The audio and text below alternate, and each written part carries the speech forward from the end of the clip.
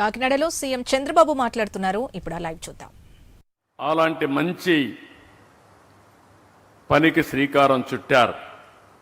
నాకు ఏమాత్రం అనుమానం లేదు. బిగినింగ్ మాత్రం ఫస్ట్ మూవర్ అడ్వాంటేజ్కి ఎప్పుడూ అడ్వాంటేజ్ ఉంటుంది.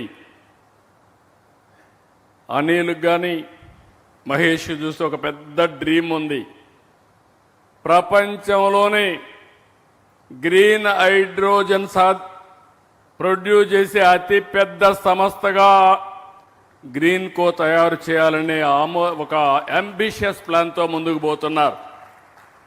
దీనికి కావాల్సిన సోలార్ని, విండ్ ఎనర్జీ, పంప్డ్ స్టోరేజ్ ఇవన్నీ కూడా ఒక ఆంధ్రప్రదేశ్కి కాకుండా భారతదేశం మొత్తం ముందుకు పోవాలని చెప్పి ఆలోచిస్తున్నారు.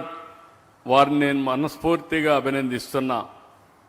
ఈరోజు ఈ ప్రభుత్వం అయితే మీరు ఒక్కసారి గుర్తుపెట్టుకోవాల్సింది, యువతకు ఉద్యోగాలు ఇవ్వాలనే ఉద్దేశంతో పెద్ద ఎత్తున అనేక పెను మార్పులకు నాంది పలికాం. 25 వరకు నూతన పారిశ్రామిక పాలసీలు తీసుకొచ్చాం. ఒకప్పుడు ఈజ్ ఆఫ్ డూయింగ్ బిజినెస్ అనేవాళ్ళం, ఇప్పుడు స్పీడ్ ఆఫ్ డూయింగ్ బిజినెస్కు నాంది పలికాం. అభివృద్ధి జరగాలి, ఉపాధి రావాలి, సంపద ద్వారా సంక్షేమాన్ని ముందుకు తీసుకుపోయే పరిస్థితి రావాలని చెప్పి ముందుకు పోతున్నాం. మేము ముగ్గురం కూడా ముందు ఒక మాట చెప్పాను, నేను కానీ పవన్ కళ్యాణ్ గారు కానీ, సంక్షేమానికి పెద్దపీట వేస్తాం. ముందిచ్చిన సంక్షేమం కంటే మెరుగైన సంక్షేమం ఇస్తామని ఆ రోజు మేము చెప్పింది సూపర్ 6 చెప్పి సూపర్ హిట్ చేశాం. 18 నెలల్లో చరిత్ర సృష్టించామని చెప్పి కూడా నేను మీకు తెలియజేస్తున్నా. డెవలప్మెంట్ని పరిగెత్తిస్తున్నాం. ఈరోజు మీరు చూస్తున్నారు, ఎక్కడ చూసినా డెవలప్మెంట్లో చాలా స్పీడ్గా ముందుకు పోతున్నాం.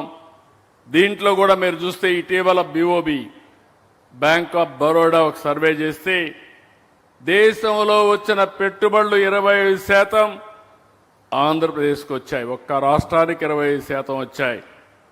మొన్నే విశాఖపట్నంలో CAI సబ్మిట్ పెట్టాం.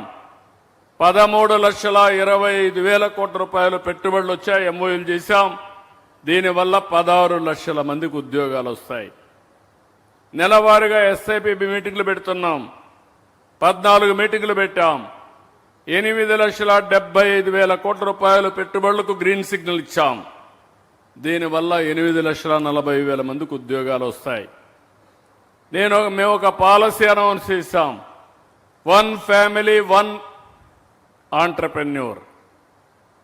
175 నియోజకవర్గాల్లో 175 పారిశ్రామిక కేంద్రాలను ఏర్పాటు చేస్తాం. రతన్ టాటా ఇన్నోవేషన్ హబ్ పెట్టి అదే మరిగా 5 జోన్స్లో 5 స్పోక్ మోడల్లో కూడా తీసుకొస్తున్నాం.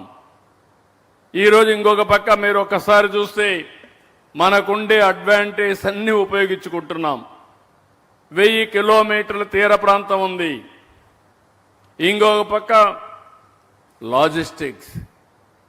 ఒకప్పుడు రోడ్లు కూడా అధ్వానంగా ఉంటే ఈరోజు పార్ట్ హోల్స్ లేని రోడ్లు ఉండాలని ఆదేశాలు ఇచ్చాం. రోడ్లన్నీ బాగు చేస్తున్నాం. భవిష్యత్తులో పోర్ట్లు, ఎయిర్పోర్ట్లు, రోడ్లు, అటు నేషనల్ హైవే, ఇటు స్టేట్ హైవే, ఇన్లాండ్ వాటర్వేస్, ఇంకొక పక్క లాజిస్టిక్స్ పార్క్స్ అన్ని కూడా డెవలప్ చేస్తాం. టెక్నాలజీలో మనం ముందుండబోతున్నాం. నేను ఇప్పుడే చెప్పాను, గ్రీన్ హైడ్రోజన్ వ్యాలీగా డిక్లేర్ చేశాం. టెక్నాలజీ ప్రాపర్గా ఉపయోగించిన దానివల్ల ఈ సంవత్సరం మీరు చూస్తే ₹5.19 యూనిట్ కాస్ట్ ఉంటే ప్రొక్యూర్మెంట్ కాస్ట్ ₹4.80 తగ్గించామంటే 39 పైసలు తగ్గింది. 3 సంవత్సరాల్లో గ్రీన్ కోత పోటీ పడుతున్న ఆంధ్రప్రదేశ్ ప్రభుత్వం ₹1.19 ఆవరేజ్ ప్రొక్యూర్మెంట్ కాస్ట్ తగ్గించే పనిలో మేము ఉన్నామని మరొకసారి మీ అందరికీ తెలియజేస్తున్నా. ఇది సాధ్యం. ఒక పక్కన హైబ్రిడ్ మోడల్లో సోలార్, విండ్, పంప్డ్ స్టోరేజ్ ఇవన్నీ ఉపయోగించుకుని ఎక్కడికక్కడ సబ్స్టేషన్ వారిగా పవర్ ఉత్పత్తి చేసి అక్కడనే బ్యాటరీ కూడా పెట్టి డీసెంట్రలైజేషన్తో ముందుకు పోగలిగితే ట్రాన్స్మిషన్ లాసెస్ తగ్గిస్తాం, తద్వారా మనకు పెద్ద ఉపయోగం వస్తుంది. కరెంటు విషయంలో పెను మార్పులు తీసుకురాబోతున్నాం.